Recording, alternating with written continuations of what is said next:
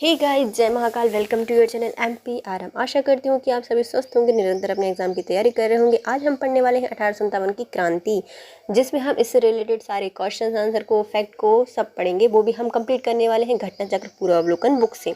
तो चलिए guys, start करते हैं। ये वाले जो वीडियो हैं वो आपके सभी one day exam, SI, railway, constable, patwari, banking सभी एग्जाम के लिए ज़रूरी है। तो चलिए स्टार्ट करते हैं। यदि आप हमारे चैनल पर नए हैं, अभी तक चैनल सब्सक्राइब नहीं किया है, तो चलिए पहले चैनल सब्सक्राइब कीजिए, वीडियो को लाइक कीजिए, कमेंट कीजिए, अपने प्यारे प्यारे फ्रेंड्स के साथ शेयर कीजिए। 1857 की क्रांति। दिसंबर 1856 के समय सरकार ने पुरानी लोहे वाली बंदूक ब्राउन बेस के स्थान पर नवीन इनफील्ड राइफल का प्रयोग लेने का प्रारंभ किया। तो जो गवर्नमेंट थी, इन्होंने क्या कहा कि जो हमारी लोहे वाली बंदूक है ना, पुरानी वाली ब्राउन कलर की हो गई है, अब हम उनको यूज़ नहीं करेंगे, बल्कि हम नए लेकर आएंगे अपनी फील्ड में। तो इनफील्ड राइफल का प्रयोग किया जाएगा। इनका प्रशिक्षण डमडम, अम्बाला और सियालकोट में दिया जाता था। तो इनका प्रशिक्षण भी दिया जाता था कहाँ पर? 3 स्थानों पर दिया जाता था। दमदम, पूरे दम से दमदम, अम्बाला, अंबाजी का नाम लेकर सबको दी जाती थी, सियालकोट, 3 स्थानों पर इनका प्रशिक्षण दिया जाता था। इन नई राइफल में कारतूस ऊपरी भाग को मुंह से काटना पड़ता था। जो कारतूस रहता था ना इस राइफल का, उसको मुंह से काटना पड़ता था। जनवरी 1857 में बंगाल सेना में यह अफवाह फैल गई कि चर्बी वाले कारतूस में गाय और सुअर की चर्बी मिली हुई है। तो जो बंगाल सेना है ना, उसमें किसी ने ये अफवाह फैला दी कि जो चर्बी वाले कारतूस हैं, जिनको हम मुँह से काट रहे हैं और फिर इसके अंदर प्रयोग किया जा रहा है, उसमें क्या है, गाय और सुअर की चर्बी मिली हुई है। सैनिक अधिकारियों ने इस अफवाह की जांच किए बिना इसका तुरंत खंडन कर दिया। जो सैनिक अधिकारी थे, उन्होंने बोला ऐसा ऐसा कुछ नहीं है, ये तो अफवाह है, चलो अपना काम करो। तो अफवाह का खंडन कर दिया। लेकिन जो सैनिक थे, उनको विश्वास हो गया था कि चर्बी वाले कारतूसों का प्रयोग उनके धर्म को नष्ट करने का एक निश्चित प्रयत्न है। तो सभी सैनिक जानते थे कि सैनिक, जो ब्रिटिश सैनिक हैं, ब्रिटिश अधिकारी हैं या ब्रिटिश अंग्रेज हैं, वो क्या करना चाहते हैं कि हमारे धर्म को नष्ट करना चाहते हैं, इसलिए अलग अलग प्रयत्न कर रहे हैं। यही भारत के प्रथम स्वतंत्र संग्राम 1857 के विद्रोह का तात्कालिक कारण बना था। तो सबसे मुख्य कारण, तात्कालिक कारण क्या था कि इनको विश्वास हो गया था कि ये चर्बी वाले जो कारतूस हैं, इसमें गाय और सुअर का चर्बी मिलाई जा रही है, जो कि उस समय का तात्कालिक कारण बना था 1857 की क्रांति में। 29 मार्च 1857 को बैरकपुर के सैनिकों ने चर्बी वाले कारतूस का प्रयोग करने से इनकार कर दिया। तो कब किया है? 29 मार्च को 1857 के जो बैरकपुर छावनी है, वहाँ के सैनिकों ने चर्बी वाले कारतूसों का प्रयोग करने से इनकार कर दिया कि हम नहीं करेंगे।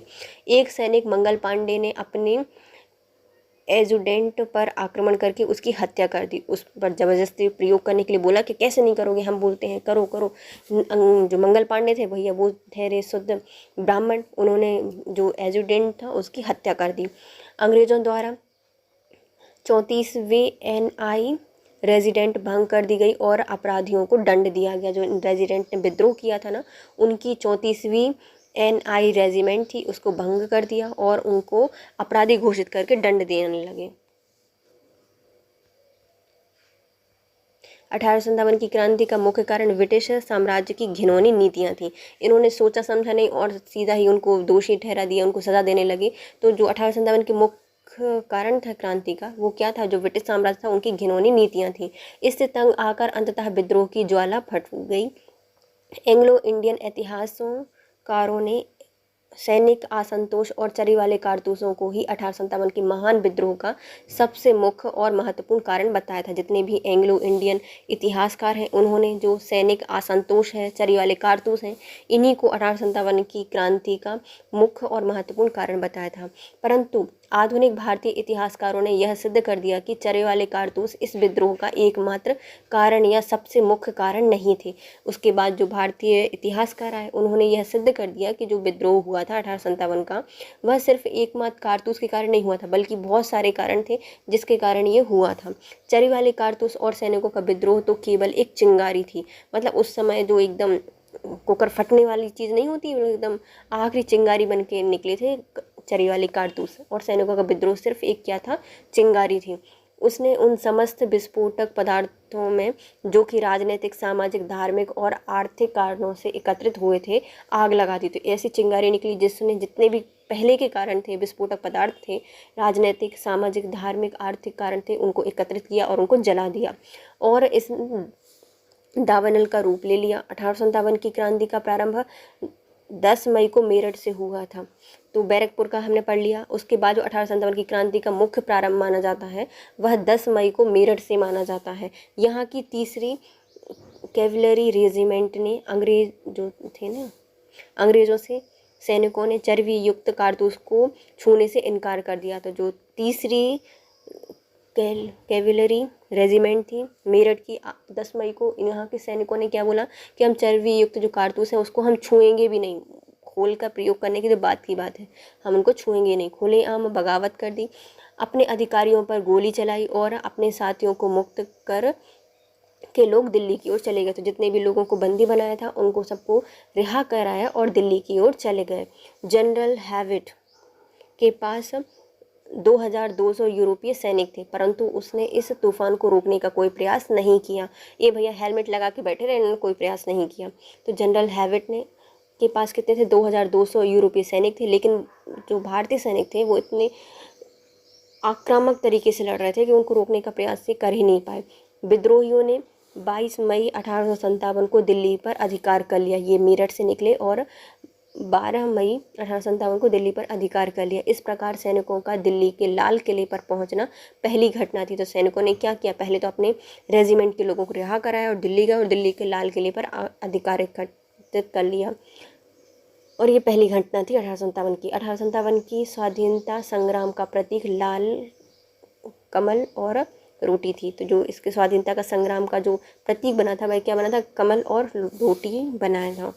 बरेली में रोहिलखंड के भूतपूर्व शासक के उत्तराधिकारी खान बहादुर खान ने 1857 की विद्रोह की रहनुमाई की थी। तो बरेली में हर जगह पर अब विद्रोह उठना स्टार्ट हो गए। तो बरेली के जो रोहिलखंड है वहाँ के भूतपूर्व शासक थे, उनके उत्तराधिकारी खान बहादुर ने 1857 की विद्रोह की वहाँ से कमान संभाली।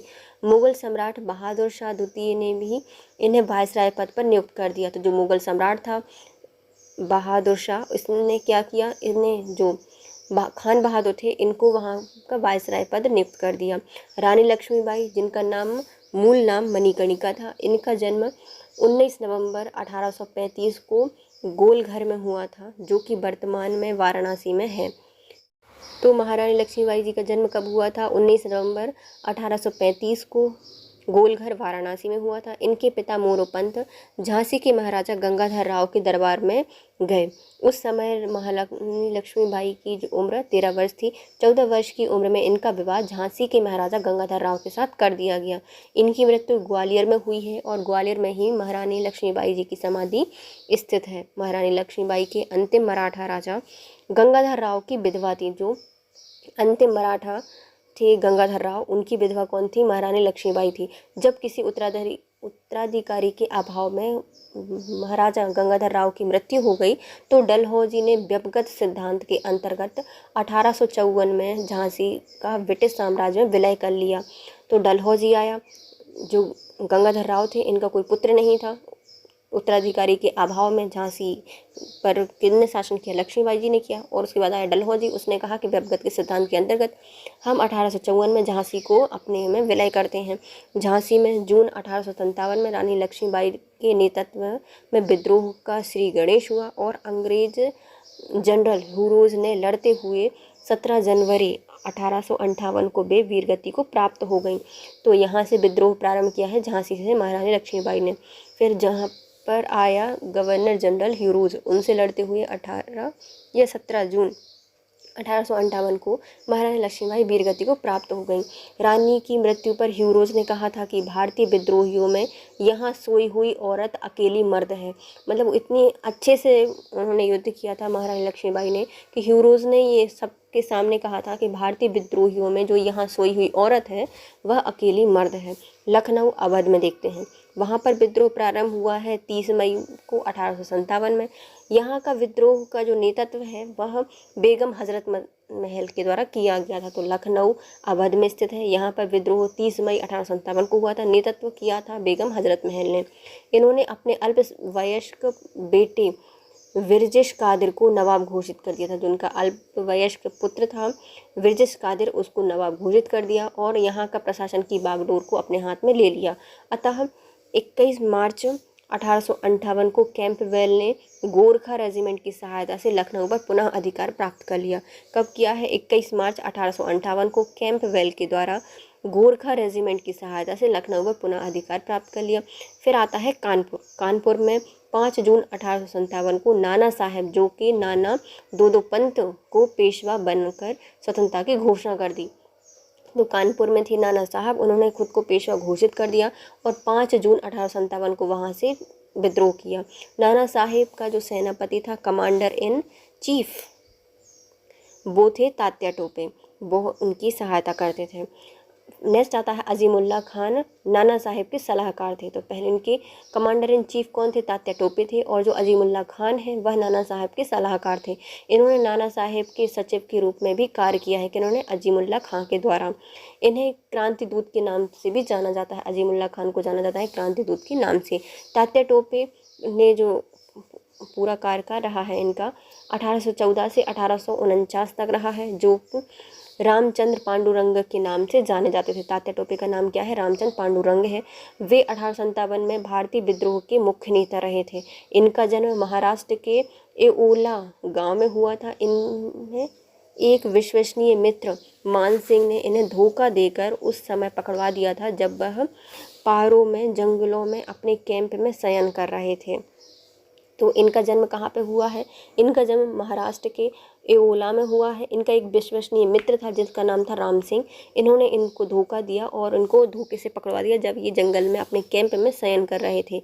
यहाँ से उन्हें पकड़कर शिवपुरी में लाया गया और सैनिक अदालत में 18 अप्रैल 1849 को फांसी दे दी गई। कब? 18 अप्रैल को 1849 को फांसी दे दी गई। 1857 में आता है जगदीशपुर में विद्रोह। यहाँ की अगुवाई करने वाले थे कुंवर सिंह, जो कि बिहार के तत्कालीन शाहाबाद जिला, वर्तमान भोजपुर जिले के जगदीशपुर से संबंधित थे।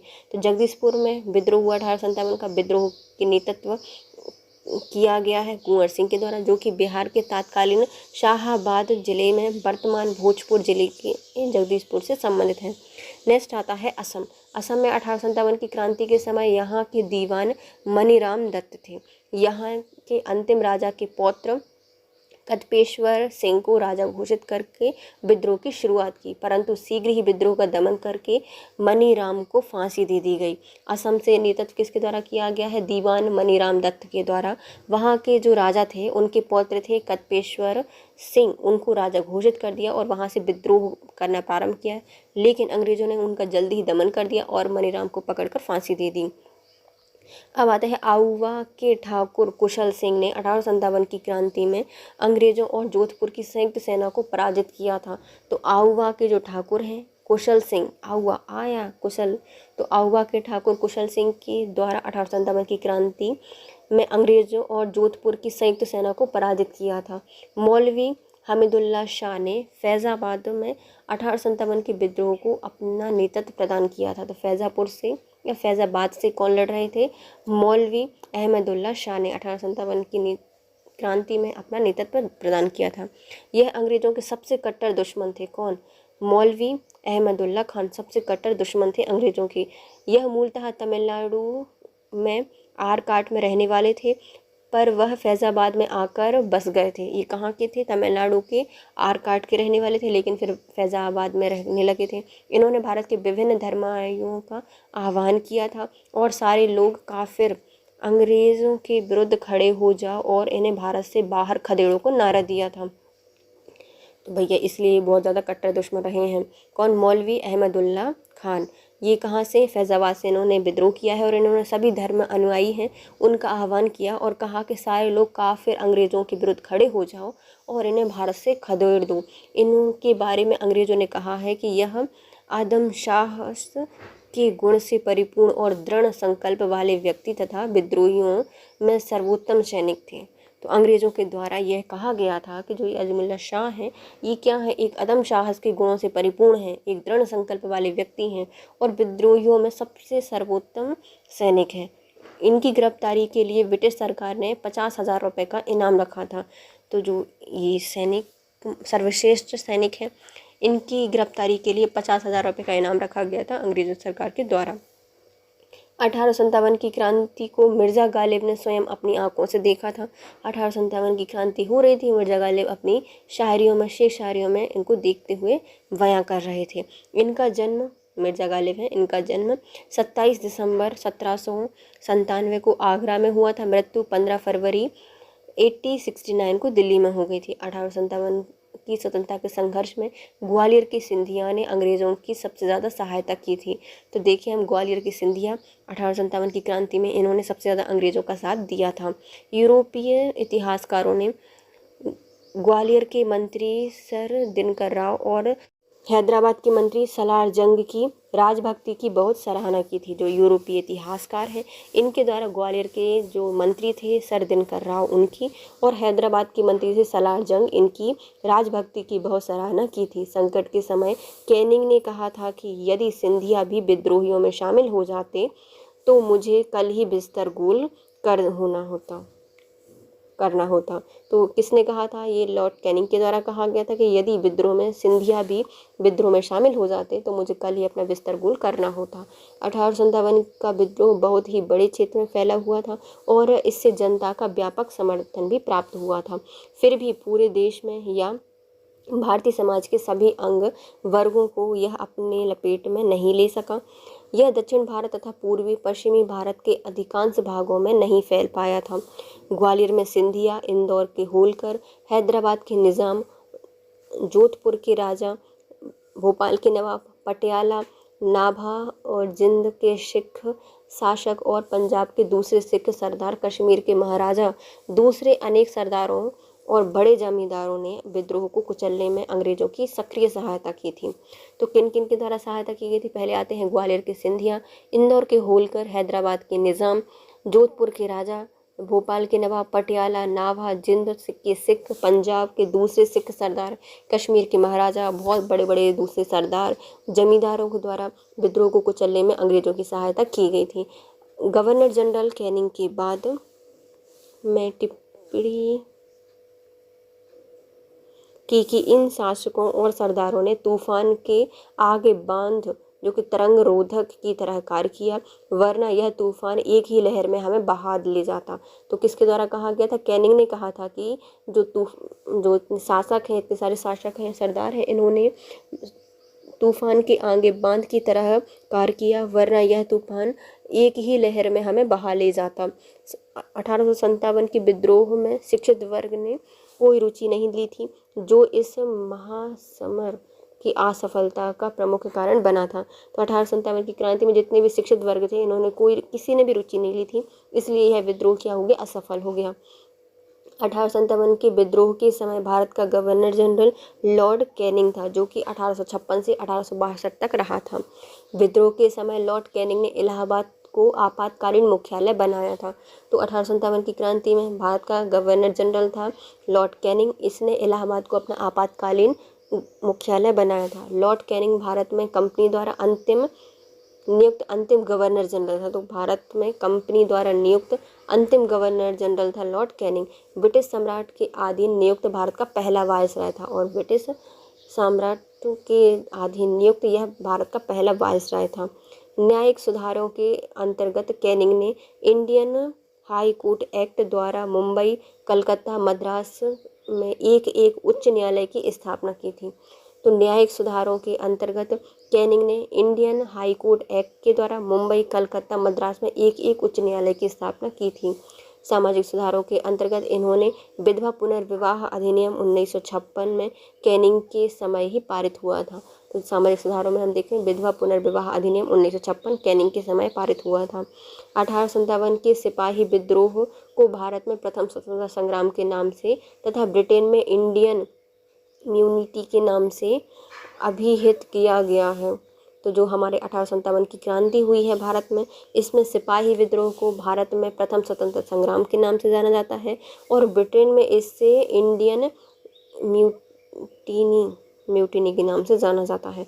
1857 के विद्रोह के समय बैरकपुर में lieutenant general sir John Bennet Hearsey commanding officer थे। 1857 की क्रांति में जो बैरकपुर है, वहाँ पर lieutenant general sir John Bennet Hearsey commanding officer थे। जिस समय 1857 की क्रांति हुई थी, विस्कॉन्टिन पाल्मस्टन ब्रिटेन के प्रधानमंत्री थे। 1857 की क्रांति में जो विस्कॉन्ट पाल्मस्टन हैं वह ब्रिटेन के प्रधानमंत्री थे। इनका कार्यकाल 1855 से 1858 तक रहा है। तो 1855 से 1858 तक रहे थे ब्रिटेन में प्रधानमंत्री। 1849 से 1865 तक भी इन्होंने 2 टाइम पीरियड में काम किया है। 1857 के विद्रोह की असफलता का मुख्य कारण किसी सामान्य योजना या केंद्रीय संगठन की कमी थी। तो 1857 की क्रांति का एक मुख्य कारण ये भी माना जाता है कि कोई भी एक सामान्य योजना नहीं थी और कोई भी केंद्रीय संगठन नहीं था। विद्रोहियों के नेताओं में कोई भी संगठन की भावना दिखाई नहीं देती। जो जितने विद्रोही थे उनमें कोई संगठन की भावना नहीं थी। इनके पास किसी सुनियोजित कार्यक्रम का भी पूर्ण अभाव नहीं था। मतलब कोई भी सुनियोजित कार्यक्रम नहीं कर रहे थे। कोई यहाँ से लड़ रहा था, कोई वहाँ से लड़ रहा था। इनमें अनुशासन की भी कमी थी। कोई किसी की बात ही नहीं मान रहा था। कभी कभी वे अनुशासित सैनिकों के बजाय एक दंगाई भीड़ की तरह व्यवहार करते थे। कहीं से लगता नहीं था कि सैनिक, ऐसा लगता था जैसे दंगा करने वाली भीड़ है। इनके पास एक भविष्योन्मुख कार्यक्रम, सुसंगत विचारधारा, राजनीतिक परिप्रेक्ष्य और भावी समाज एवं अर्थव्यवस्था के प्रति एक स्पष्ट दृष्टिकोण का अभाव था। मतलब इनके पास कोई भी भविष्य के लिए कोई कार्यक्रम नहीं था, सुसंगठित विचार नहीं था, राजनीतिक परिप्रेक्ष्य नहीं था, भावी समाज अर्थव्यवस्था के प्रति कोई स्पष्ट दृष्टिकोण नहीं था। 14 सितंबर 1857 को अंग्रेजों द्वारा दिल्ली पर अधिकार करने के क्रम में जनरल जॉन निकलसन घायल हुआ था। तो जब 14 सितंबर 1857 को अंग्रेजों द्वारा दिल्ली पर अधिकार किया गया, तब वहाँ के जो जनरल थे, जनरल जॉन निकलसन, वह घायल हो गए थे। 23 सितंबर को 1857 को इनकी मृत्यु हो गई। लखनऊ में 1857 के विद्रोह के दौरान अंग्रेजी रेजिडेंट की रक्षा करते हुए sir Henry Lawrence, major general Havelock और जनरल नील की मृत्यु हुई थी। मतलब सिर्फ भारतीय क्रांतिकारी नहीं मरे हैं, बल्कि इनके यहाँ से भी बहुत बड़े बड़े अधिकारियों की मृत्यु हुई थी। जैसे कि जनरल जॉन निकलसन, यह दिल्ली पर अधिकार करते समय इनकी मृत्यु हो गई थी। फिर आते हैं लखनऊ रेजिडेंट के, देखते हैं अंग्रेजी रेजिडेंट की सुरक्षा करते समय sir Henry Lawrence, major general Havelock और जनरल नील की मृत्यु हुई थी। सर जेम्स आउटरम और डब्ल्यू टेलर ने 1857 के विद्रोह को हिंदू मुस्लिम षड्यंत्र का परिणाम बताया था। तो जो सर जेम्स आउटरम है और डब्ल्यू टेलर है, इन्होंने बोला कि जो 1857 की क्रांति है वह हिंदू मुस्लिम दोनों का मिलाया हुआ षड्यंत्र है, उसका परिणाम है। आउटरम का विचार है कि यह मुस्लिम षड्यंत्र था जिसमें हिंदू शिकायतों का लाभ उठाया गया था। तो इन्होंने किसने कहा था? ये आउटरम ने कहा था कि जो 1857 की क्रांति है वह मुस्लिमों का षड्यंत्र था जिसमें हिंदू शिकायतों का लाभ उठाया गया था। जॉन लॉरेंस और सीले के अनुसार यह केवल सैनिक विद्रोह था। तो किसने कहा है? जॉन लॉरेंस और सीले के द्वारा कहा गया है कि यह सिर्फ मतलब जो सैनिक विद्रोह है, सिर्फ सैनिक विद्रोह है। टी.आर. होम्स के द्वारा कहा गया है कि यह बर्बरता और सभ्यता के बीच युद्ध है। किसने कहा है? यह टी.आर. होम्स ने कहा है कि यह बर्बरता और सभ्यता के बीच का युद्ध है। वी.डी. सावरकर ने अपनी पुस्तक the Indian war of independence 1857 में इस विद्रोह को सुनियोजित स्वतंत्रता संग्राम की संज्ञा दी गई है। किसके द्वारा दी गई है? तो जो वी.डी. सावरकर जी हैं, विनायक दामोदर सावरकर जी, इनकी पुस्तक आई थी the Indian war of independence 1857। इसमें कहा गया है कि यह विद्रोह एक सुनियोजित स्वतंत्रता संग्राम था। इन्होंने इसे स्वतंत्रता की पहली लड़ाई कहा था कि भैया ये क्या है? स्वतंत्रता की पहली लड़ाई है। 1857 में भारतीय स्वाधीनता आंदोलन के सरकारी इतिहासकार सुरेंद्रनाथ सेन ने इनकी पुस्तक 1957 में प्रकाशित हुई थी। किसकी पुस्तक है? तो ये हमारे 1857 के भारतीय स्वाधीनता आंदोलन के सहकारी इतिहासकार, मतलब सरकारी इतिहासकार हैं, जिनका नाम है सुरेंद्रनाथ सेन। इन्होंने इनकी पुस्तक 1857, जिसको प्रकाशन हुआ था 1957 में, इसका वर्णन किया था। सर सैयद अहमद खान द्वारा लिखित पुस्तक असबाब ए बगावत हिंद 1859 में प्रकाशित हुई थी। किसके द्वारा लिखी गई है? ये अजीमुल्ला खान, नहीं, ये सैयद अहमद खान के द्वारा लिखी गई है। सर सैयद अहमद खान की लिखी गई है सवाब ए बगावत हिंद। इसमें इसको जो है 1959 में प्रकाशित किया गया था। में प्रकाशित हुई थी। इसमें 1857 के विद्रोह के कारणों की चर्चा की गई थी। भारत सरकार द्वारा आर.सी. मजूमदार को 1857 के विद्रोह का इतिहास लिखने के लिए नियुक्त किया गया था। किनको किया गया था? इन्होंने बोला कि आर.सी. मजूमदार जी आइए 1857 की क्रांति का इतिहास लिखिए और बताइए कि भैया रियल रीज़न क्या था और क्या हुआ इसमें।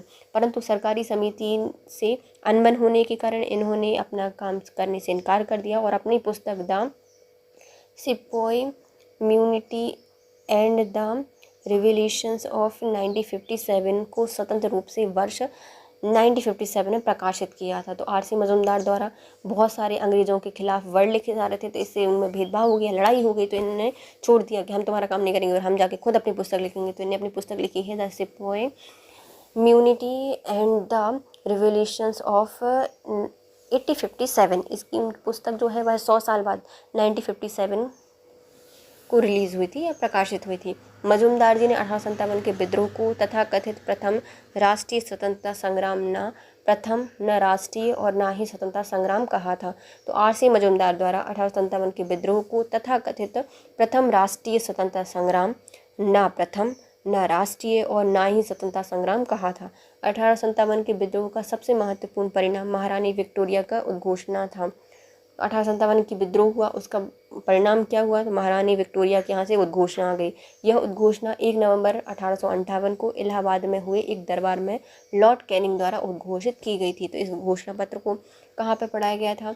इलाहाबाद में 1 नवंबर 1858 को कैनिंग के द्वारा पढ़ा गया था। इसमें भारत में कंपनी के शासन को समाप्त करके भारत का शासन सीधे क्राउन के अधीन कर दिया गया था। तो जो 1857 की क्रांति हुई, इसमें उद्घोषणा पत्र आया और इसमें कह दिया गया कि कंपनी के शासन को समाप्त किया जाता है भारत में, भारत पर शासन ब्रिटेन के क्राउन के द्वारा किया जाएगा। इस घोषणा पत्र में भारत में ब्रिटेन साम्राज्य के विस्तार पर रोक लग गई थी और लोगों के धार्मिक मामलों में हस्तक्षेप न करना, एक समान कानूनी सुरक्षा सबको उपलब्ध कराना आदि सम्मिलित किया गया था। तो ये घोषणा पत्र था, इसमें क्या किया गया था? जो साम्राज्य विस्तार करने की नीति थी उसको रोक दिया गया था, लोगों के धर्म के मामले में हस्तक्षेप ना करने को कहा गया था, सबके सामने एक समान कानूनी सुरक्षा दी जाएगी, सबको उपलब्ध कराई जाएगी, ऐसे नियम बनाए गए थे। भारतीय रजवाड़ों के प्रति विजय और विलय की नीति का परित्याग कर दिया गया था। जो भारतीय रजवाड़े थे उनके प्रति विजय और जो विलय की नीति है उसका परित्याग कर दिया गया था। सरकार ने राजाओं को गोद लेने की अनुमति प्रदान की थी, भैया तुम्हें जिसको गोद लेना है ले लो। तथाकथित अन्य आश्वासन ब्रिटिश शासन द्वारा पूरे नहीं किए जा सके थे और बहुत सारे आश्वासन थे जो कि ब्रिटिश शासन द्वारा पूरे नहीं किए जा सके थे। 1857 के विद्रोह के दमन के बाद ब्रिटिश सरकार ने अपने भारतीय फौज में नवगठन के लिए जुलाई 1858 में मेजर जनरल जोनाथन पील की अध्यक्षता में एक रॉयल कमीशन पील आयोग का गठन किया था। 1857 की क्रांति हुई, बहुत सारे सैनिक ने विद्रोह कर दिया और बहुत सारे सैनिक मारे गए।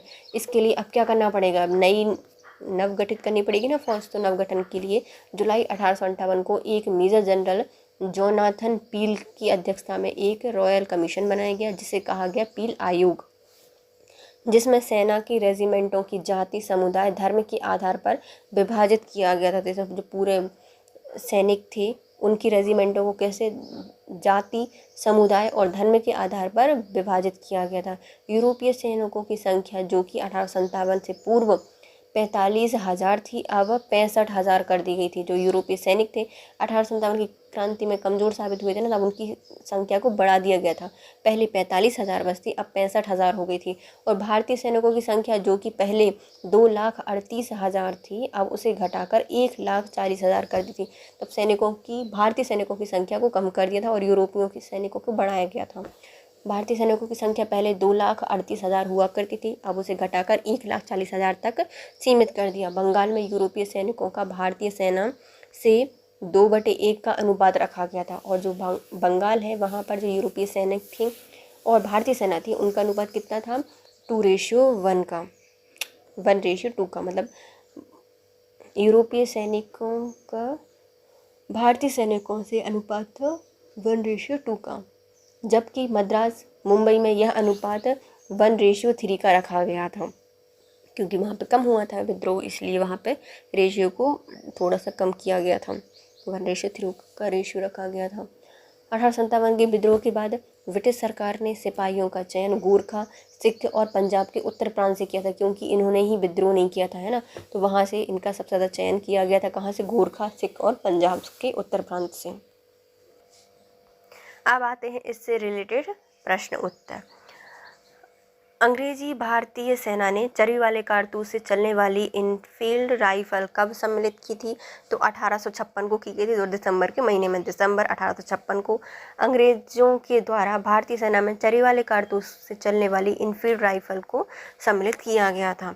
दिसंबर 1856 को सरकार ने पुराने लोहे वाली बंदूक ब्राउन बेस के स्थान पर नवीन इनफील्ड राइफल के प्रयोग का निर्णय लिया। इसका प्रशिक्षण डमडम, अम्बाला, सियालकोट में दिया जाता था। इस नई राइफल के कारतूस के ऊपरी भाग को मुंह से खोलना पड़ता था। जनवरी 1857 में बंगाल सेना में यह अफवाह फैल गई कि चर्बी वाले कारतूस में गाय और सूअर की चर्बी है। सैनिक अधिकारियों ने इस अफवाह की जांच किए बिना तुरंत इनका खंडन कर दिया, किंतु सैनिकों को विश्वास हो गया था कि चर्बी वाले कारतूसों का प्रयोग उनके धर्म को भ्रष्ट करने के लिए एक निश्चित प्रयत्न है। यही भारत के प्रथम स्वतंत्रता संग्राम 1857 के विद्रोह का तात्कालिक कारण बना था। भारत के प्रथम स्वतंत्रता संग्राम का मुख्य तात्कालिक कारण क्या था? तो पहला कारण था सैनिकों का जो अंग्रेजी हैं धर्म में स्थानांतरण का संदेह होना, अंग्रेजों का धर्म में हस्तक्षेप करना, उनका स्थानांतरण कराना या भंग करना, उनका भ्रष्ट करना, ऐसे कुछ संदेह थे, जिसके कारण 1857 की क्रांति हुई थी। मंगल पांडे की घटना कहाँ पर हुई थी? तो मंगल पांडे की घटना हुई थी बैरकपुर की छावनी के ये सैनिक थे। 29 मार्च 1857 को बैरकपुर में सैनिकों ने चर्बी वाले कारतूसों का प्रयोग करने से इनकार कर दिया। एक सैनिक मंगल पांडे ने अपने एजुडेंट पर आक्रमण करके उसकी हत्या कर दी। मंगल पांडे कहाँ के विप्लव थे? तो ये कहाँ से विद्रोह कर रहे थे? बैरकपुर से इन्होंने विद्रोह किया था और यह 34वीं रेजिडेंट के सैनिक थे। मंगल पांडे सिपाही थे, तो 34वीं रेजिडेंट के सिपाही थे। मंगल पांडे 34वीं बंगाल नेटिव इन्फेंट्री के 6वीं कंपनी के एक सैनिक थे। 1857 के विद्रोह के दौरान बहादुर शाह ने किसे साहब ए आलम बहादुर का खिताब दिया था? तो किसके द्वारा दिया गया था? तो बहादुर शाह ने साहब ए आलम बहादुर का खिताब दिया था वक्त खान को। किसको दिया था? वक्त खान को दिया था। 1857 के विद्रोह में बहादुर शाह के द्वारा शाह ए आलम बहादुर का खिताब दिया गया था वक्त खान को। 1857 के विद्रोह के दौरान बहादुर शाह ने वक्त खान को साहब ए आलम बहादुर का खिताब दिया था। वक्त खान एक पख्तून थे। ईस्ट इंडिया कंपनी में यह सूबेदार के पद पर थे तथा कंपनी की ओर से इन्होंने अपने प्रथम अंग्रेज अफगान युद्ध में भाग लिया था। बहादुर शाह ने अपने बड़े पुत्र मिर्ज़ा मुगल और मिर्ज़ा जहरुद्दीन को मुख्य सेनापति घोषित किया था, परंतु विद्रोह में वास्तविक नेतृत्व बख्त खान के द्वारा ही किया गया था। तो जो अंग्रेज अफगान युद्ध है इसमें भाग किसके द्वारा लिया गया था? बख्त खान ने। और सेनापति किसको नियुक्त किया था? जहीरुद्दीन को नियुक्त किया था। 1857 की क्रांति का प्रथम कारण या मुख्य कारण क्या था? तो मुख्य कारण था ब्रिटिश साम्राज्य की नीति। ब्रिटिश साम्राज्य की नीतियों के कारण ही जन आक्रोश हुआ था, सैनिक असंतुष्ट हुए थे और ईसाई मृत्यु जो मिशनरी थे उसका प्रबंध, मतलब सबसे ज़्यादा यही है ब्रिटिश साम्राज्य की नीति। 1857 की क्रांति का मुख्य कारण ब्रिटिश साम्राज्य की घिनौनी नीतियां थीं, जिससे तंग आकर अंततः विद्रोह की ज्वालामुखी फट गई थी। 1857 में लंदन से प्रकाशित होने वाले समाचार पत्र टाइम्स के संवाददाता कौन थे, जिन्होंने लिखा था कि उत्तरी भारत में गोरे आदमी की गाड़ी को भी मित्रतापूर्वक दृष्टि से नहीं देखा जाता। तो 1857 की क्रांति में लंदन में प्रकाशित होने वाले समाचार पत्र टाइम्स के संवाददाता कौन थे, जिन्होंने लिखा था कि उत्तर भारत में गोरे आदमी की गाड़ी को भी कोई मित्रतापूर्वक दृष्टि से नहीं देखता। तो W.H. रसेल के द्वारा इसका संपादन किया गया था। 1857 की क्रांति में लंदन से प्रकाशित टाइम्स समाचार पत्र में W.H. रसेल ने लिखा था कि उत्तर भारत में गोरे आदमी की गाड़ी को भी कोई मित्रतापूर्वक दृष्टि से नहीं देखता। 1857 की क्रांति सर्वप्रथम कहाँ पर हुई थी? तो 1857 की क्रांति मेरठ से स्टार्ट हुई थी।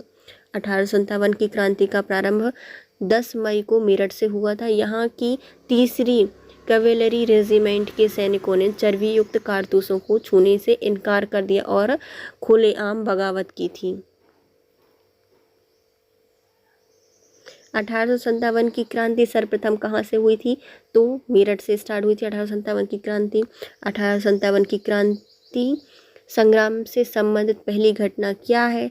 तो पहली घटना इसमें हुई थी, मेरठ से सैनिक कहाँ गए थे? दिल्ली के लाल किले पर गए थे और वहाँ पर उसका अधिकार कर लिया था सैनिकों का दिल्ली के लाल किले पर पहुँचना। 11 मई 1857 को दिल्ली में मेरठ से आए अधिकारियों ने या जो सिपाही हैं उनके दस्ते ने मुगल सम्राट बहादुर शाह द्वितीय से यह अपील की कि वह सम्राट इन सैनिकों को नेतृत्व स्वीकार करें। इस प्रकार सैनिकों का दिल्ली के लाल किले पर पहुंचना पहली घटना थी। कानपुर के नाना साहिब ने 5 जून 1857 को विद्रोह किया था। बेगम हजरत महल ने 30 मई 1857 को अवध लखनऊ से विद्रोह का नेतृत्व किया था। झांसी की रानी ने जून 1857 को विद्रोह का नेतृत्व किया था। वे 17 जून 1857 को शहीद हो गई थी। 1857 के स्वाधीन संग्राम का प्रतीक क्या था? तो कमल और रोटी इसका प्रतीक बना था। 1857 के संग्राम में निम्नलिखित केंद्रों में से सबसे पहले अंग्रेजों ने किसे पुनः अधिकृत किया था? सबसे पहले दिल्ली पर अधिकार किया था। कैप्टन निकलसन के नेतृत्व में 3 महीने की घेराबंदी के पश्चात 20 सितंबर 1857 को अंग्रेजों द्वारा दिल्ली की पुनः प्राप्ति कर ली गई थी। 20 सितंबर 1857 को 1857 के स्वाधीनता संग्राम की वीरांगना महारानी लक्ष्मीबाई की जन्मस्थली क्या थी? वाराणसी गोलघर। महारानी लक्ष्मीबाई, जिनका मूल नाम मणिकर्णिका था, इनका जन्म 19 नवंबर 1835 को गोलघर वाराणसी में हुआ था। 1857 में बरेली विद्रोह के नेतृत्व कौन थे? 1857 में बरेली से विद्रोह किया था खान बहादुर खान के द्वारा। बरेली में रोहिलखंड के भूतपूर्व शासक के उत्तराधिकारी खान बहादुर खान ने 1857 के विद्रोह की रहनुमाई की थी। यद्यपि ब्रिटिश पेंशन पर गुजर बसर कर रहे खान बहादुर खान ने शुरू में उनकी में कोई दिलचस्पी नहीं दिखाई थी, किंतु विद्रोह की लहर फैलते ही उन्होंने खुद प्रशासन संभाल लिया और करीब 40,000 सैनिकों को संगठित करके उनकी मजबूत सेना बनाई और अंग्रेजों का कड़ा मुकाबला किया। मुगल सम्राट बहादुर शाह द्वितीय ने उन्हें वायसराय पद पर नियुक्त किया। इस पद पर उनके कार्यकाल के दौरान उन्होंने हिंदुओं और मुस्लिमों के साथ समानता का व्यवहार किया और एक सुयोग्य राजनीतिक के गुणों का प्रदर्शन किया। महारानी लक्ष्मीबाई की समाधि कहाँ है? तो महारानी लक्ष्मीबाई की समाधि है ग्वालियर में। महारानी लक्ष्मीबाई का जन्म वाराणसी में हुआ था, जबकि उनकी मृत्यु ग्वालियर में हुई। ग्वालियर में ही महारानी लक्ष्मीबाई की समाधि स्थित है। महारानी लक्ष्मीबाई को अंतिम युद्ध में सामना करना पड़ा था किसका? तो हीरोज का सामना करना पड़ा था। महारानी लक्ष्मीबाई के अंतिम में मराठा राजा गंगाधर राव की विधवा थी। जब किसी उत्तराधिकारी के अभाव में राजा गंगाधर की मृत्यु हो गई, तब डलहौजी ने व्यवगत के सिद्धांत के अंतर्गत 1854 में झांसी को ब्रिटिश साम्राज्य में विलय कर लिया। झांसी में जून 1857 में रानी लक्ष्मीबाई के नेतृत्व में विद्रोह का श्री गणेश हुआ। झांसी के पतन के बाद रानी ग्वालियर की ओर प्रस्थान कर गई, जहां तात्या टोपे के साथ अंग्रेजों को कई युद्धों में पराजित करने के बाद अंततः अंग्रेज जनरल ह्यूरोज से लड़ते हुए 17 जून 1858 को वीरगति को प्राप्त हो गई। रानी की मृत्यु पर ह्यूरोज ने कहा था, भारतीय विद्रोहियों में यहाँ सोई हुई औरत अकेली मर्द है।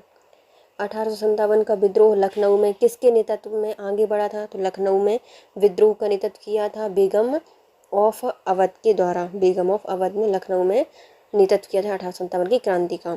लखनऊ अवध में विद्रोह का आरंभ 30 मई 1857 को हुआ था। विद्रोह का नेतृत्व बेगम हजरत महल बेगम ऑफ अवध के द्वारा किया गया था। वही महिला जिन्होंने अवध में 1857 की क्रांति का नेतृत्व किया था, उनका नाम है बेगम हजरत महल। लखनऊ में 1857 के स्वतंत्रता संग्राम का नेतृत्व किसके द्वारा किया गया था? बेगम हजरत महल के द्वारा। निम्नलिखित में से इलाहाबाद में 1857 के संग्राम का नेता कौन था? तो 1857 में इलाहाबाद से मौलवी लियाकत अली के द्वारा नेतृत्व किया गया था। इलाहाबाद में 1857 के संग्राम में विद्रोहियों की कमान मौलवी लियाकत अली ने संभाली थी। बाद में यहाँ के विद्रोह को जनरल नील ने समाप्त किया था। 1857 के संघर्ष में भाग लेने वाले सिपाहियों की सर्वाधिक संख्या थी। कहाँ की? तो अवध में सबसे ज़्यादा सिपाहियों की संख्या थी।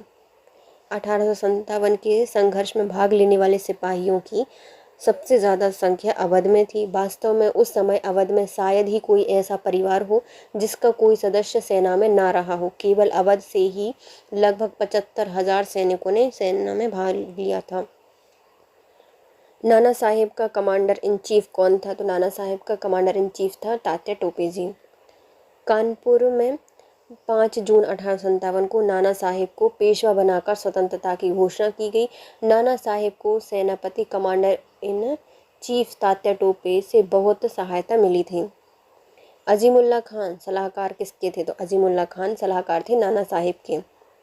वर्ष 1857 के विद्रोह के संघर्ष में निम्नलिखित में से किसे उनके मित्र ने धोखा दिया था जिससे अंग्रेजों द्वारा उन्हें बंदी बनाकर मार दिया गया था? तो तात्या टोपे को उनके मित्र मान सिंह के द्वारा धोखा दिया गया था। तात्या टोपे 1804 से 1849 तक रहे हैं।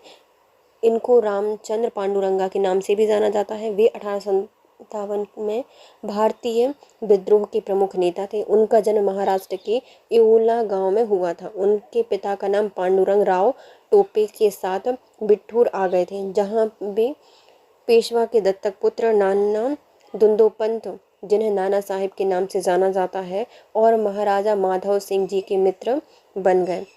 1851 में डलहौजी ने नाना साहेब को उनके पिता के पेंशन से वंचित कर दिया। उधर तात्या टोपे पहले से ही ब्रिटिशों को अपना शत्रु मान चुके थे। दोनों ने मिलकर कानपुर में ईस्ट इंडिया कंपनी की भारतीय टुकड़ी को जीतकर नाना साहेब के आधिपत्य को स्थापित करने और स्वयं Tatya Tope commander in chief बन गए। नाना साहेब से अलग होने के बाद तात्या टोपे अपना मुख्यालय कालपी ले गए और रानी लक्ष्मीबाई से हाथ मिला लिया। दोनों ने मिलकर बुंदेलखंड क्षेत्र में विद्रोह का नेतृत्व किया। जनरल ह्यूरोज ने ग्वालियर के उस ऐतिहासिक युद्ध में उन्हें हरा दिया जिसमें रानी लक्ष्मीबाई वीरगति को प्राप्त हुई थी। ग्वालियर खो देने के पश्चात तात्या टोपे ने सागर एवं नर्मदा क्षेत्र, खानदेश, राजस्थान क्षेत्र में सफलतापूर्वक गोरिल्ला युद्ध पद्धति का संचालन किया और 1 वर्ष तक अंग्रेजी सेना उन्हें पकड़ने में नाकाम रही। अंततः उनके एक विश्वसनीय मित्र मान सिंह ने उन्हें धोखा दे दिया और उन्हें पकड़वा दिया। जब वे पैरों के जंगलों में अपने कैंप में शयन कर रहे थे, वहां से उन्हें पकड़कर शिवपुरी लाया गया और सैनिक अदालत में 18 अप्रैल 1849 को उन्हें फांसी दे दी गई। 1857 में निम्नलिखित क्रांतिकारियों में से किसका वास्तविक नाम रामचंद्र पांडुरंग था? तो तात्या टोपे जी का नाम था रामचंद्र पांडुरंग। कुंवर सिंह 1857 के विद्रोह के एक प्रमुख नायक थे। यह निम्नलिखित में से किससे संबंधित है? तो कुंवर सिंह का संबंध रहा है बिहार से। कहाँ से आते हैं? बिहार से आते हैं कुंवर सिंह। 1857 में जगदीशपुर के विद्रोह की अगुवाई करने वाले कुंवर सिंह बिहार के तत्कालीन शाहाबाद जिले, वर्तमान में भोजपुर जिले के जगदीशपुर से संबंधित हैं। प्रकृति में उन्हें अदम्य शौर्य, वीरता एवं सेना नायक के आदर्श गुणों से मंडित किया है। इसी कारण से उन्हें सही रूप से विद्रोह के दौरान बिहार का सिंह माना गया था। इन्होंने शाहाबाद और आरा क्षेत्र में अंग्रेजों की सत्ता का तख्ता पलट कर दिया और अपनी सरकार स्थापित की। वह कानपुर पर संयुक्त आक्रमण के लिए नाना साहिब की मदद हेतु कालपी की ओर आगे बढ़े। वह विद्रोह की मशाल को रोहतास, मिर्जापुर, रीवा, बांदा, लखनऊ तक ले गए थे, जहां उनका अत्यंत सम्मानपूर्वक स्वागत किया गया।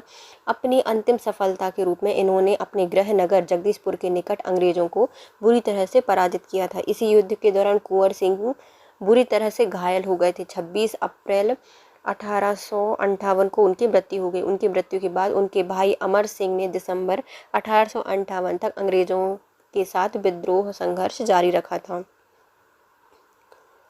कुंवर सिंह अंग्रेजों के खिलाफ 1857 के विद्रोह में किस जगह से शामिल हुए थे? तो ये हुए थे आरा से। आरा, मिर्जापुर वगैरह यहाँ से शामिल थे। 1857 की क्रांति के दौरान बिहार में क्रांतिकारियों के नेता कौन थे? हमारे बाबू कुंवर सिंह। बिहार में 1857 का विद्रोह का नेतृत्व किसके द्वारा किया गया था? कुंवर सिंह के द्वारा किया गया था। उनके बाद उनके भाई अमर सिंह के द्वारा। कुंवर सिंह 1857 के विद्रोह का नेतृत्व किस प्रांत से किया था? तो कुंवर सिंह के द्वारा किया गया था बिहार से। 1857 के विद्रोह का नेतृत्व बिहार में किसने किया था? तो कुंवर सिंह के द्वारा किया गया था बिहार से विद्रोह का नेतृत्व। बिहार में 1857 के विद्रोह का नेतृत्व किसने किया था? तो कुंवर सिंह के द्वारा किया गया था। जगदीशपुर के किस व्यक्ति ने 1857 के विप्लव में क्रांतिकारियों का नेतृत्व किया था? तो कुंवर सिंह के द्वारा किया गया था। जगदीशपुर के राजा कौन थे? तो जगदीशपुर के राजा थे हमारे कुंवर सिंह। पटना में 1857 की स्वतंत्रता संग्राम के नेता कौन रहे हैं? तो पटना से राजपूत कुंवर सिंह के द्वारा 1857 की क्रांति का संघर्ष किया गया था। पटना बिहार के निकट जगदीशपुर के जागीरदार कुंवर सिंह ने विद्रोह का नेतृत्व किया। उनकी जमींदारी कंपनी की नीतियों के कारण छिन्न भिन्न हो गई थी। फलस्वरूप उन्होंने अपने रोष की अभिव्यक्ति विद्रोह में कर दी। पटना के पीर अली के नेतृत्व में विद्रोह हुआ था। पटना में पीर अली के नेतृत्व में विद्रोह हुआ था, परंतु अंग्रेजों द्वारा इसका दमन करने के बाद विद्रोही जगदीशपुर आ गए और कुंवर सिंह ने इनका नेतृत्व किया। हैदर अली और जियाधर सिंह ने गया में विद्रोह को संगठित किया था। किसके द्वारा किया गया है? हैदर अली खान और जियोधर सिंह के द्वारा गया में विद्रोह का नेतृत्व किया गया। निम्नलिखित में कौन असम में 1857 की क्रांति के नेता थे? तो ये हैं हमारे दीवान मनीराम दत्त। असम में 1857 की क्रांति के समय वहाँ के दीवान मनीराम दत्त ने वहाँ के अंतिम राजा के पौत्र कत्पेश्वर सिंह को राजा घोषित कर दिया। विद्रोह की शुरुआत की, परंतु शीघ्र ही विद्रोह का दमन करके मनीराम को फांसी दे दी गई। 1857 के विद्रोह का बिहार में 15 जुलाई 1857 से 20 जनवरी 1858 तक केंद्र क्या था? तो 1857 में बिहार में जगदीशपुर क्रांति का मुख्य केंद्र था। बिहार में 1857 का विद्रोह का केंद्र जगदीशपुर था, जहां जमींदार कुंवर सिंह ने नेतृत्व संभाला और शाहाबाद जिले में अंग्रेजों की सत्ता का तख्ता पलट करके अपनी सेना स्थापित कर ली। अप्रैल 1858 में कुंवर सिंह की मृत्यु के बाद उनके भाई अमर सिंह ने दिसंबर 1858 तक संघर्ष जारी रखा। अंततः बिहार के विद्रोह को पटना डिवीज़न कमिश्नरी के कमिश्नर विलियम टेलर और बंगाल गुल्ड्स फौज के मेजर विंसेंट आयर द्वारा दबाया गया था। टेलर और विंसेंट आयर के द्वारा दबाया गया था पटना का विद्रोह। 1857 की क्रांति में अंग्रेजों और जोधपुर की संयुक्त सेना को किसने पराजित किया था? तो हमारे आउवा के ठाकुर कुशल सिंह के द्वारा जोधपुर की संयुक्त सेना और अंग्रेजों की संयुक्त सेना को हराया गया था। किसके द्वारा? आउवा के ठाकुर कुशल सिंह के द्वारा। आउवा के ठाकुर कुशल सिंह ने 1857 की क्रांति में अंग्रेजों और जोधपुर की संयुक्त सेना को पराजित किया था। निम्नलिखित में से कौन सा स्थल राजस्थान में 1857 की क्रांति का केंद्र नहीं था? तो 1857 की क्रांति कहाँ पे नहीं हुई थी? जयपुर में नहीं हुई थी, क्योंकि जयपुर की सेना तो लड़ी रही है उनके साथ। अजमेर में था, नीमच में था और आउवा में भी था।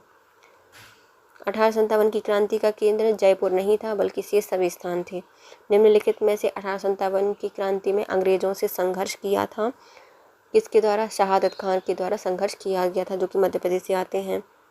1857 के विद्रोह में शहादत खान ने इंदौर में अंग्रेजों से संघर्ष किया था। निम्नलिखित में से कौन 1857 के विद्रोह में अंग्रेजों का सबसे कट्टर दुश्मन था? तो मौलवी अहमदुल्ला शाह अंग्रेजों के सबसे कट्टर दुश्मन थे। मौलवी अहमदुल्ला शाह ने फैज़ाबाद में 1857 के विद्रोह को अपना नेतृत्व प्रदान किया। अंग्रेजों के सबसे कट्टर दुश्मन थे। वह मूलतः कर्नाटक के आयरकट के रहने वाले थे, पर वह फैज़ाबाद में आकर बस गए थे। इन्होंने भारत के विभिन्न धर्म अनुयायियों का आह्वान करते हुए कहा था कि सारे लोग काफिर अंग्रेजों के विरुद्ध खड़े हो जाओ और इन्हें भारत से बाहर खदेड़ो। इसके बाद अंग्रेजों ने कहा कि वह अदम साहस के गुणों से परिपूर्ण और दृढ़ संकल्प वाले व्यक्ति हैं, विद्रोहियों में सर्वोत्तम सैनिक हैं। उनकी गिरफ्तारी के लिए ब्रिटिश सरकार के द्वारा 50,000 रुपये का इनाम रखा गया था। 1857 के विद्रोह को किस हिंदू कवि ने देखा था? तो ये हमारे आते हैं गालिब, मिर्ज़ा गालिब के द्वारा देखा गया था। सुप्रसिद्ध उर्दू शायर मिर्ज़ा गालिब का मूल निवास क्या है? तो ये आगरा से आते हैं। उर्दू शायर मिर्ज़ा गालिब का जन्म 27 दिसंबर 1797 को आगरा के में हुआ था और उनकी मृत्यु 15 फरवरी 1869 में दिल्ली में हुई थी। आज़ादी की पहली लड़ाई 1857 में किसने भाग नहीं लिया था? तो लक्ष्मीबाई ने लिया था, तात्या टोपे ने लिया था, बहादुर शाह ने लिया था, लेकिन भगत सिंह ने नहीं लिया था। भगत सिंह 1857 की क्रांति की पहली लड़ाई में भाग नहीं लिया था, जबकि रानी लक्ष्मीबाई, बहादुर शाह और तात्या टोपे ने 1857 की क्रांति की लड़ाई की और भारतीय जनमानस का नेतृत्व किया था। 1857 की क्रांति में निम्नलिखित में कौन संबंध नहीं है? तो हमारे ऊधम सिंह नहीं है, जबकि बेगम हजरत महल, कुंवर सिंह और मौलवी अहमदुल्ला शाह 1857 की क्रांति से जुड़े हुए हैं। ऊधम सिंह ने 1857 के विद्रोह से संबंधित नहीं है। वह पंजाब के क्रांतिकारी रहे हैं जिन्होंने जलियांवाला बाग हत्याकांड का बदला लेने के लिए उन्होंने पंजाब के गवर्नर रहे माइकल ओ डायर की लंदन में मार्च 1940 में हत्या कर दी थी। इनके लिए इन्हें गिरफ्तार करके मृत्यु दंड दे दिया गया था। बेगम हजरत महल ने लखनऊ में, कुंवर सिंह ने बिहार में, मौलवी अहमदुल्ला ने फैज़ाबाद में 1857 की क्रांति का नेतृत्व किया था। 1857 की क्रांति या संग्राम में किस राजवंश ने अंग्रेजों का सबसे ज़्यादा सहायता की थी? तो ये थे हमारे ग्वालियर के सिंधिया। 1857 के संघर्ष में ग्वालियर के सिंधियाओं ने अंग्रेजों की सबसे ज़्यादा सहायता की थी। यूरोपीय इतिहासकारों ने ग्वालियर के मंत्री सर दिनकर राव और हैदराबाद के मंत्री सलार जंग की राजभक्ति की बहुत सराहना की थी। संकट के समय कैनिंग ने कहा था कि यदि सिंधिया भी विद्रोहियों में शामिल हो जाते तो मुझे कल ही बिस्तर गोल करना होता। भारत में शिक्षित मध्यम वर्ग ने 1857 की क्रांति में तटस्थता दिखाई थी। 1857 की क्रांति में जो शिक्षित वर्ग है इन्होंने कोई रुचि नहीं ली थी, जो इस महासमर की असफलता के प्रमुख कारण में से एक था। विद्रोही जिस प्रकार अंधविश्वासों का प्रयोग करते और प्रगतिशील सामाजिक उपायों का विरोध करते थे, उससे शिक्षित भारतीय इससे विदक कर दूर हो गए थे। शिक्षित भारतीय देश का पिछड़ापन दूर करना चाहते थे। उनके मन में यह गलत विश्वास भरा था कि अंग्रेज आधुनिकीकरण का वह काम पूरा करने में उनकी सहायता करेंगे, जबकि जमींदारों, पुराने शासकों और सरदारों, दूसरे सामंती तत्वों के नेतृत्व में लड़ने वाले विद्रोही देश को पीछे ले जाएंगे। कुछ समय बाद ही शिक्षित भारतीयों ने अपने अनुभवों से जाना कि विदेशी शासन देश की आधुनिकीकरण करने में न सिर्फ असमर्थ साबित हुआ बल्कि उसने उसे गरीब और पिछड़ा बना दिया है। इस मामले में 1857 की क्रांति अधिक दूरदर्शी सिद्ध हुई थी। निम्नलिखित वर्गों में से किसने 1857 के विद्रोह में भाग नहीं लिया था? तो खेतीहर मजदूर शामिल थे, साहूकार नहीं थे, कृषक शामिल थे लेकिन जमींदार नहीं थे। तो पहला और चौथे लोग शामिल थे। 1857 का विद्रोह बहुत बड़े क्षेत्र में फैला हुआ था। इससे जनता का समर्थन प्राप्त था। पूरे भारत को, भारतीय समाज के सभी अंगों वर्गों को यह अपनी लपेट में नहीं ले सका था। यह दक्षिण भारत और पूर्वी पश्चिमी भारत के अधिकांश भागों में नहीं फैल सका था। भारतीय रजवाड़ों के अधिकांश शासक बड़े जमींदार, पक्के स्वार्थी और अंग्रेजों की शक्ति से भयभीत थे। वे विद्रोह में शामिल नहीं हुए। ग्वालियर में सिंधिया, इंदौर के होलकर, हैदराबाद के निज़ाम, जोधपुर के राजा, भोपाल के नवाब, पटियाला, नाभा और जिंद के सिख शासक, पंजाब के दूसरे सिख सरदार, कश्मीर के महाराजा, दूसरे अनेक सरदार और बड़े जमींदारों ने विद्रोह को कुचलने में अंग्रेजों की सहायता की थी। गवर्नर जनरल कैनिंग ने बाद में टिप्पणी की कि इन शासकों और सरदारों ने तूफान के आगे बांध की तरह कार्य किया था, वरना यह तूफान एक ही लहर में हमें बहा ले जाता। उच्च एवं मध्यम वर्ग के अधिकांश लोग विद्रोहियों के आलोचक थे। विद्रोह में शामिल अवध के बहुत से ताल्लुकदारों, बड़े जमींदारों ने अंग्रेजों से यह आश्वासन पाकर कि उनकी जागीरें वापस कर दी जाएंगी, विद्रोह से किनारा कर लिया। ग्रामीण जनता के हमले का निशाना सूदखोरों, साहूकार थे, इसलिए वे भी स्वाभाविक रूप से विद्रोह के शत्रु हो गए थे। आधुनिक शिक्षा प्राप्त भारतीयों ने भी विद्रोह का साथ नहीं दिया था। शिक्षित भारतीय देश का पिछड़ापन समाप्त करना चाहते थे। उनके मन में यह गलत विश्वास भरा था कि अंग्रेज आधुनिकीकरण के ये काम पूरा करने में उनकी सहायता करेंगे। निम्नलिखित में कौन सा एक क्षेत्र 1857 के विद्रोह में प्रभावित नहीं हुआ था? तो ये था चित्तौड़, जबकि झांसी, जगदीशपुर और लखनऊ ये तीनों ही प्रभावित थे। 1857 की क्रांति में चित्तौड़ प्रभावित नहीं हुआ था, जबकि झांसी, जगदीशपुर, लखनऊ यह विद्रोह के केंद्र थे। इन केंद्रों की अगुवाई क्रमशः लक्ष्मीबाई, कुंवर सिंह और बेगम हजरत महल ने की थी। 1857 के विद्रोह से बिहार का कौन सा भाग अप्रभावित रहा था? तो बिहार का कौन सा क्षेत्र प्रभावित नहीं हुआ था? तो ये था हमारा मुंगेर, जबकि दानापुर, पटना, आरा और मुजफ्फरपुर ये चारों ही प्रभावित थे, लेकिन मुंगेर इससे प्रभावित नहीं हुआ था। 1857 के विद्रोह के दौरान बिहार, आरा, दानापुर, गया, पटना, मुजफ्फरपुर, शाहबाद विद्रोह के प्रमुख केंद्र थे, जबकि जो मुंगेर है इससे प्रभावित नहीं हुआ था। 1857 की क्रांति से संबंधित कुछ सूची है, तो हमें 1 को 2 से मिलानी है। तो वक्त खान के द्वारा ये दिल्ली से नेतृत्व किया है वक्त खान ने। मौलवी अहमदुल्ला खान के द्वारा नेतृत्व किया गया है अवध से। कुंवर चैन सिंह आरा से लड़े थे। नाना साहिब कानपुर से। वक्त खान दिल्ली से, वक्त बताएगा दिल्ली तुम्हारा। अहमदुल्ला खान अवध से, कुंवर सिंह आरा से और नाना साहिब कानपुर से। झांसी की रानी लड़ी थी कहाँ से? झांसी की रानी थी लक्ष्मीबाई। लखनऊ से लड़ी थी बेगम हजरत महल। फिर कानपुर के आते हैं अपने अजीमुल्ला खान और फैज़ाबाद से आते हैं मौलवी अहमद शाह। 1857 में झांसी में रानी लक्ष्मीबाई, लखनऊ में बेगम हजरत महल, कानपुर में और फतेहपुर में अजीमुल्ला शाह, फैज़ाबाद में मौलवी अहमद शाह, मौलवी अहमदुल्ला शाह।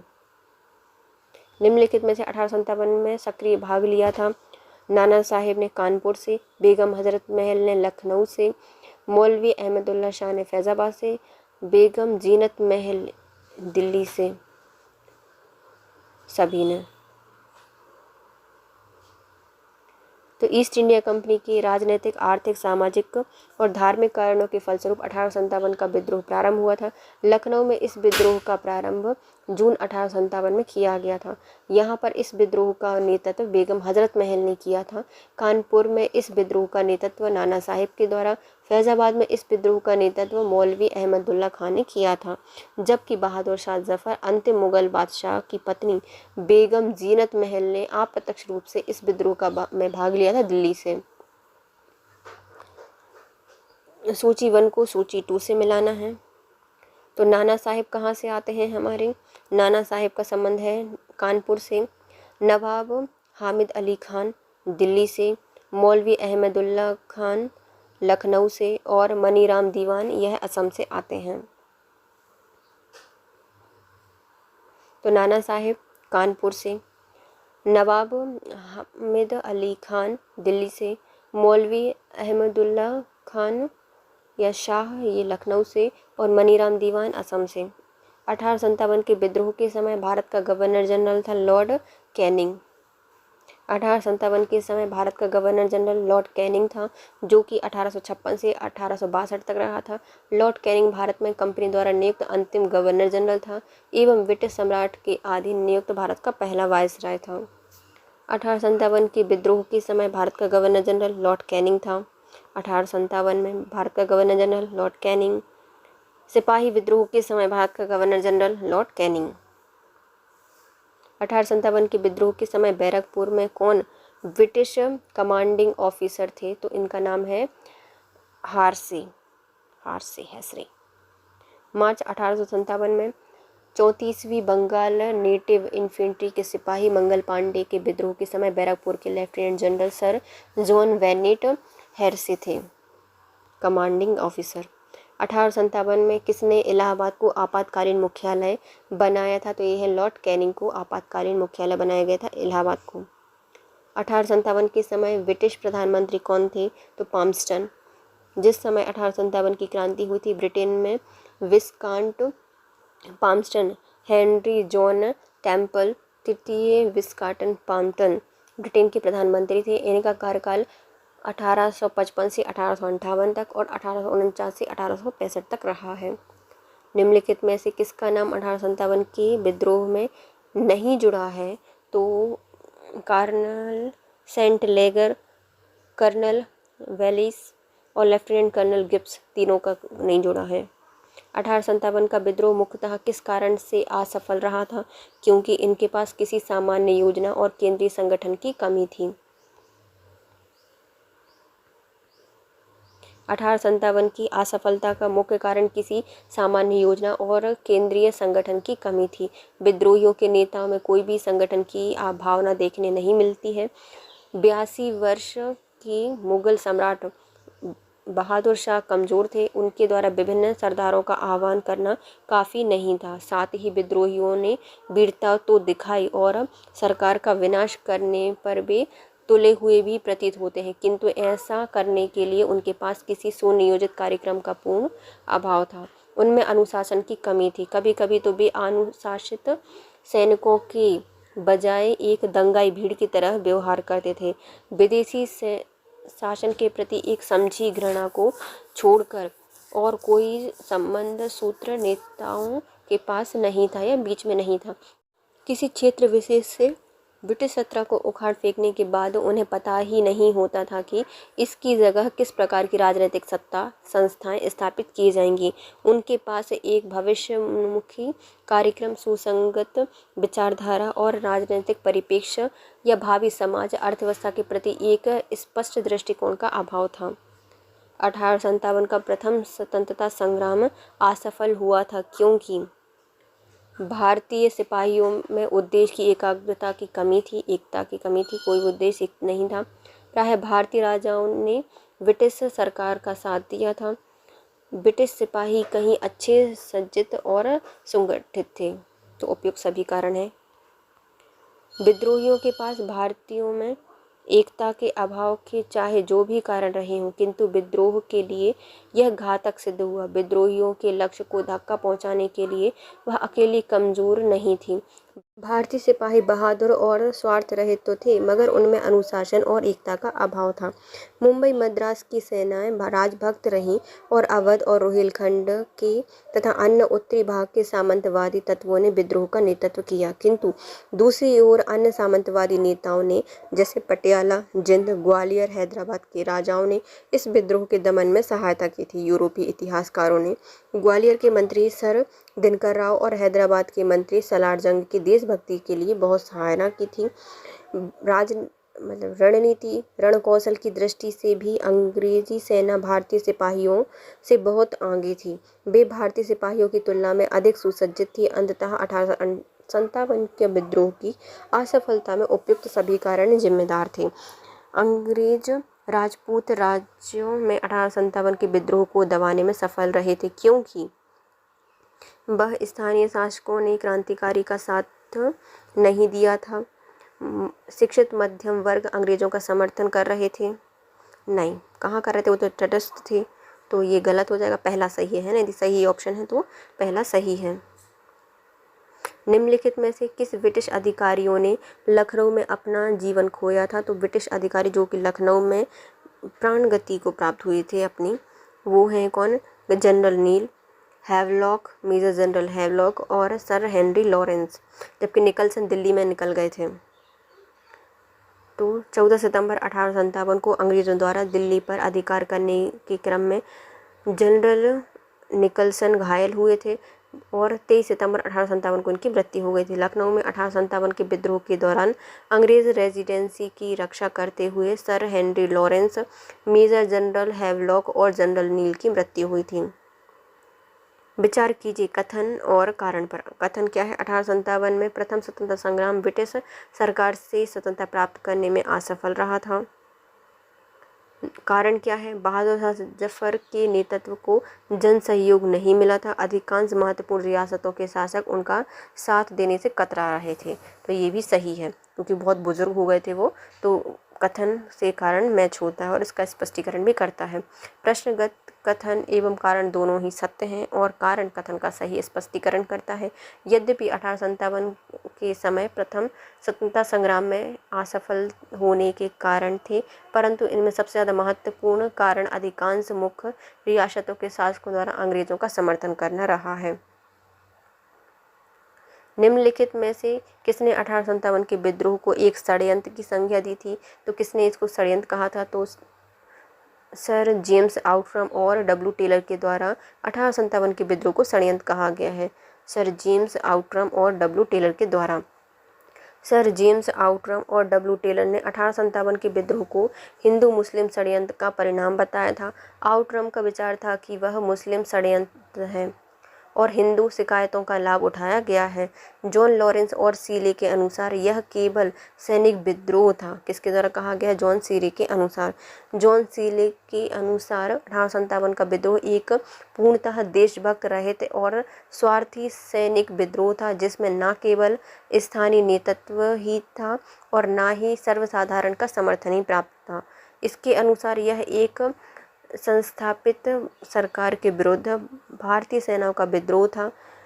टी.आर. होम्स के अनुसार यह बर्बरता और सभ्यता के बीच का युद्ध था।